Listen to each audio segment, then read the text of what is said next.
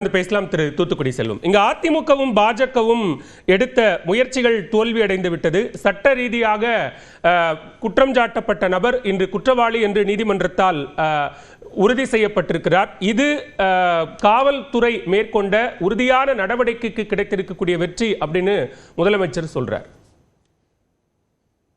News 18 தொலைக்காட்சி நிறுவனத்திற்கு, நெறியாளர் சகோதரருக்கு, என்னுடைய சக பங்கேற்பாளர்களுக்கு, தொழில்நுட்ப கலைஞர்களுக்கு என்னுடைய மாலை வணக்கம். அதாவது சார், இப்போ ஒரு 155 நாட்களுக்குள்ளாக இந்த வழக்கு, அதாவது குற்றச்சாட்டு முதல் தகவல் அறிக்கை பதிவு செய்யப்பட்டு வழக்கு விசாரிக்கப்பட்டு குற்றச்சாட்டு புனையப்பட்டு அப்புறம் சாட்சிகள் விசாரிக்கப்பட்டு தீர்ப்பு வழங்கப்பட்டிருக்கு. இப்ப தீர்ப்பு எப்படின்னு கேட்டீங்கன்னா, அதாவது ஜட்ஜ்மெண்ட் அவரை கன்விக்ட் பண்ணிருக்காங்க. பட் பனிஷ்மெண்ட் என்னங்கிறத 2ஆம் தேதி சொல்லுவேன்னு சொல்லியிருக்காங்க. இல்ல என்ன விஷயம்னு கேட்டீங்கன்னா சார், இல்ல யார் அந்த சார் அப்படிங்கிற ஒரு சர்ச்சை தொடக்க காலங்கள்ல ரொம்ப பெரிய அளவுல பரபரப்பாக பேசப்பட்டது. அந்த பேசப்பட்ட அந்த விஷயத்துக்கு தீர்வு கண்டிருக்கமான்னு கேட்டா கிடையாது. ஒண்ணு. 2வது, நம்முடைய காவல்துறை ஆணையர் அதாவது ஒரு தலைநகரத்தினுடைய காவல்துறை ஆணையர் அவர்கள் மிக அவசரமாக இந்த வழக்குல முதல் தகவல் அறிக்கை வெளியே வருவதற்கு காரணமானவர்கள். அதுக்கு பிறகு அது நிறைய சர்ச்சைகள்லாம் இருக்கு. காவல்துறை ஆணையரே கூட ஒரே ஒரு குற்றவாளி தான் சொல்லி அவரே முந்திக்கிட்டு சொன்னது, இதெல்லாம் இன்னும் தீர்க்கப்படாத சந்தேகங்கள், கேள்விகள்.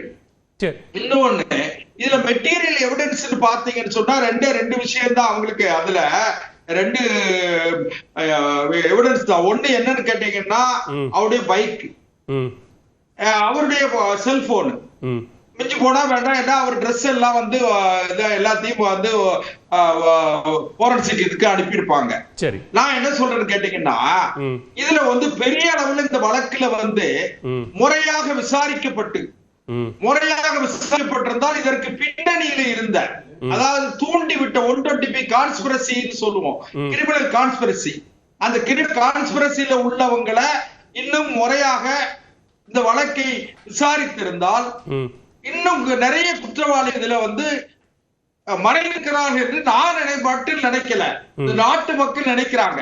ஏன்னு கேட்டீங்கன்னா, நீதிமன்றத்தால் அமைக்கப்பட்ட சிறப்பு புலனாய்வு குழுல 3 ஐபிஎஸ் பெண் 3 ஐபிஎஸ் அதிகாரிகள் இருக்காங்க.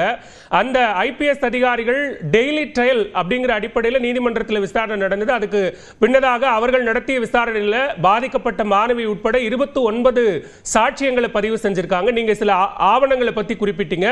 கிட்டத்தட்ட 75 சான்றாவணங்கள், அதுல சயின்டிபிக் எவிடன்ஸ் உட்பட 75 சான்றாவணங்கள் சமர்ப்பிக்கப்பட்டு அதன் அடிப்படையில் தான் இவர் குற்றவாளி, இவர் ஒருவர் தான் குற்றவாளி என்ற முடிவுக்கு நீதிமன்றம் வந்திருக்கிறது. சார், உங்களுக்கு தெரியாத விஷயம் கிடையாது. இதுல 48 விட்னஸ் அவங்க விசாரிச்சிருக்காங்க. 48 விட்னஸ்ல பாத்தீங்கன்னா, பொதுவா கிரிமினல் கேசஸ்ல கேட்டா, ஒண்ணு PW1, அதாவது ப்ராசிக்யூஷன் விட்னஸ் 1, அவங்க கொடுத்தவங்க. அதுக்கு பிறகு இதுல அந்த ப்ராசிக்யூஷன் விட்னஸ் அவங்களுடைய சகோதரி ஒருத்தர், அக்கா தங்கச்சி, அவங்கள தாயார், நீங்க விட்னஸ் எல்லாத்தையும் நீங்க பாத்தீங்கன்னு சொன்னா வேற ஒண்ணு கிடையாது. போலீஸ் இன்ஸ்பெக்டர் அந்த ஆபீசர் விசாரிச்சிருப்பாங்க, இன்வெஸ்டிகேஷன் ஆபீசர். இதுக்குள்ளேயே தான் அந்த வழக்கு போயிருச்சு. கேட்டீங்கன்னா ஐ விட்னஸ் அதான். நீங்க என்ன தொடர்ந்து பேசுவோம் செல்வம். உங்களுடைய இணைப்புல சிக்கல் இருக்கு, நம்ம சரி பண்ணிட்டு தொடர்ந்து பேசலாம். பண்ணி கொண்டு வரீங்க, தொடர்ந்து பேசுவோம். யார் அந்த சார் என்கிற கேள்வியை நான் சும்மா அரசியலுக்காக நண்பர் சரவணன் கூட ஆனா கன்ஃபர்மேஷன் ஆயிடுச்சுன்னு சொன்னா, ஒரு அக்யூஸ் செக்யூர் பண்றீங்க, அந்த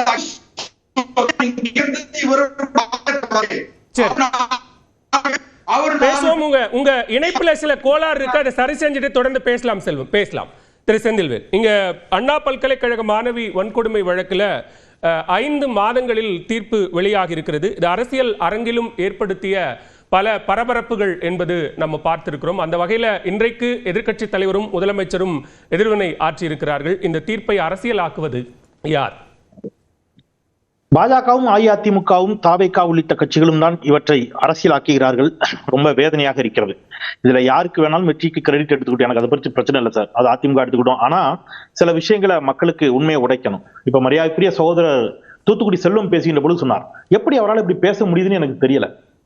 நீங்க நேற்று நடந்தது, ரொம்ப நாளைக்கு முன்னாடி இல்ல சார், நேற்று நடந்திருக்குது.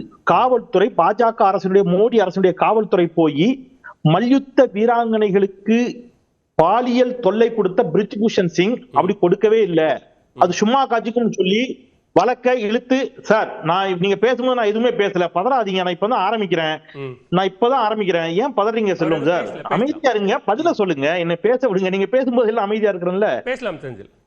பிரிட்ஜ் ஏன் தமிழ்நாட்டில் இருக்கிறவங்க மட்டும்தான் பெண்களா? மற்ற நாட்டு பெண்கள்லாம் பாலியல் வல்லுறவுக்கு உட்படுத்தப்பட்ட சந்தோஷமா வரவேற்பீங்களா? முட்டாய் குடிச்சு சாப்பிடுவீங்களா? என்ன பேச்சு இது? எல்லாரும் நம்ம சகோதரிகள் சார், எல்லாத்தையும் கண்டிப்போம். இப்ப பிரச்சனை அது இல்ல சார். பிரிஜ்பூஷன் சிங்கின் மீதான வழக்கம் முடிச்சு வச்சிருச்சு காவல்துறை, மோடி அரசுடைய காவல்துறை சார். 2 சம்பவம் மட்டும் சொல்லிட்டு நான் இதுக்குள்ள வந்துடுறேன். ஒரு 5 மாத கர்ப்பிணி கூட்டு பாலியல் வல்லுறவுக்கு உட்படுத்தப்படுகிறாள். அவள் கையில் இருக்கக்கூடிய 3 வயது குழந்தை சாலிகாவை பாஜக ஆதரவாளர்கள் புட்டிச்சு தரையிலே அடிச்சு கொண்டுட்டாங்க. 11 பேரை நீதிமன்ற குற்றவாளிகள் என்று தீர்ப்பளித்து தண்டனை கொடுத்து உள்ள அனுப்புது. சுதந்திர இந்தியாவினுடைய 75வது சுதந்திர தினத்தை நாமெல்லாம் முட்டாய் கொடுத்து கொண்டாடி கொண்டிருக்கின்ற பொழுது பாஜக அரசு அவர்களை விடுதலை செய்கிறோம். பாஜக எம்எல்ஏ கமிட்டியில இருக்கிற எம்எல்ஏ போய் ஏன் நீங்க தூத்துக்குடியை சொல்லுங்க சார், நான் ஒரு வார்த்தை கூட பேச விட மாட்டேன் உங்களை. நம்ம இப்படியே தான் பேசிட்டு இருக்கணும், ஆக்கப்பூர்வமா பேசணும்னு நினைக்கிறேன். நீங்க என்னுடைய நண்பர், அமைதியா பொறுமையா கேளுங்க. எங்கு பெண்கள் பாதிக்கப்பட்டாலும் நீங்க கவலைப்படுவீங்க, நான் நம்புறேன். பொறுமையா கேளுங்க, பதறாதீங்க. உங்களுக்கு யாராவது சொல்லி கொடுத்து அனுப்புனாங்களா அவனை பேச விடாதுன்னு? அமைதியா இருங்க சார். நீங்க 11 குற்றவாளிகளும் வெளியில விட்டாங்க. ஏன் வெளியில விட்டீங்கன்னு அதற்கு கமிட்டி அமைத்து அதுக்குன்னு ஒரு எம்எல்ஏ இருக்கிறார். அந்த எம்எல்ஏ போய் நான் உங்களை போன்ற ஒரு ஊடகங்களாளர் போய் கேட்கிறார், ஏன் வெளியில விட்டீங்கன்னு. Because they are all Brahmins சொன்னாங்க. சரி, இவ்வளவு விட்டுருங்க சார். இப்ப சமீபத்தில் நடந்தது, பிரைம் மினிஸ்டருக்கு வரேன். ரேவண்ணான்னு கர்நாடகால ஒருத்தர், தேவேகவுடாவுடைய பேரன் சார், பல்லாயிரக்கணக்கான ஆபாச வீடியோக்கள் அவருக்கு ஆதரவாக பிரதமர் பரப்புரை செய்தார். ஹாசன் தொகுதியில பிரதமர் அவருக்கு ஆதரவாக பரப்புரை செய்தார். அவரை கண்டிச்சதா? நேற்று நடந்த பிரிஜ்பூஷன் சிங்கை எடப்பாடி பழனிசாமி கண்டித்தாரா? தாவேகா கண்டிச்சதா? பாஜக தான் கண்டிச்சதா? இது எதுவுமே இல்ல. ரைட், இருக்கட்டும். ஆனா இங்க 157 நாள்ல குற்றவாளிக்கு தண்டனை கொடுத்திருக்காங்க. 2024 டிசம்பர் 23ஆம் தேதி இந்த குற்றம் நடக்கிறது. 2024 இது வெளியில வருது. 2024 டிசம்பர் 24 இது வெளியில வருது. அன்றே காவல்துறை அவரை தேடுறாங்க. 2024 டிசம்பர் 25 அடுத்த நாள் அவரை கைது பண்ணிட்டாங்க. ரைட்டா? இது அடுத்த நாள் கைது பண்ணி வழக்கு மார்ச் 7ஆம் தேதி சென்னை மகளிர் நீதிமன்றத்துக்கு மாற்றப்படுகிறது. வழக்கை எதிர்த்து ஏப்ரல் 8ஆம் தேதி ஞானசேகரன் செய்கிறார், மனு தாக்கல் செய்யறாரு. தமிழ்நாடு அரசு கடுமையாக அதை அப்போஸ் பண்றாங்க, அப்படி தள்ளுபடி செய்யக்கூடாதுன்னு. சரி, விரைவாக விசாரணை நடத்துறாங்க. மே 20ஆம் தேதி சாட்சி விசாரணை, குறுக்கு விசாரணை எல்லாம் நிறைவடைஞ்சு பிப்ரவரி 24 அவருக்கு எதிராக குற்றப்பத்திரிகை தாக்கல் செஞ்சு மே 20ஆம் தேதி எல்லாம் நிறைவடைஞ்சு இன்னைக்கு தீர்ப்பே வந்துருச்சு. 157 நாள் சார். இது அப்படியே கொஞ்சம் பொள்ளாச்சி வழக்கு கொஞ்சம் பொருத்தி பாருங்க தயவு செய்து. நான் சுருக்கமா சொல்லி 2 நிமிஷம் கூட எனக்கு வேண்டாம்.